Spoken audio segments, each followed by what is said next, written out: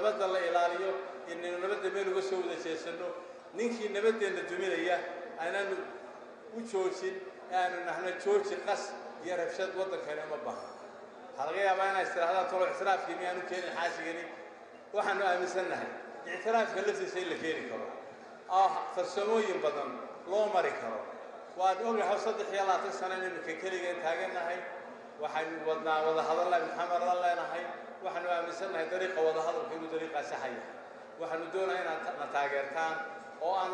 nagala shaqaysaan sidaan ictiraafka ummadda u keenahay sidaanu maalgashi u keenahay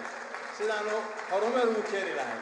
waxaad bilmata la socotaan inaan conference ku qabanay Ingiriiska aad iyo aad baad ma qabayaan dawliimad waddankeenu waa qani laakiin wax kasta waxay ku salaysan yihiin nabad iyo horumar iyo isqabqabshi la'aan waa la soconaa imika muddo badan waxa laga yaabaa in xuquuq halkan iyo halka ba jiraan ma noqoto baarlamaanka ma noqoto ahzaabta laakiin waxa muhiim ah inaan aad iyo aad u ilaashano marka ugu horeysa isku duubnideena innaka oo hubna inaynu horumar iyo nabad iyo stability ba keeni karo mar labaad waxaan doonayaa ku soo qatimo hadalka ku dheeraan maayo waa laga yaabaa in tariiqda qaylaan ma qaylo saacad la hadli karaa laakiin qolada qaysaan u tulaya waxaan leeyahay waxa ugu muhiimsan in halkan ugu dhimo in aynu gacanta iswada qabsano oo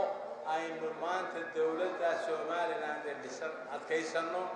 madaxweynaheena taageero dalkeena midayno meel uga soo wada jeesano qadiyadda Soomaaliland ictiraaf raadinteeda horumarkeeda dhaqaalaheeda nabadeeda iyo dimuqraadiyadda halkaasaan ku soo gabagabeynayaa waxaan idinku soo dhaweynayaa wasiirkeeni Abdulaziz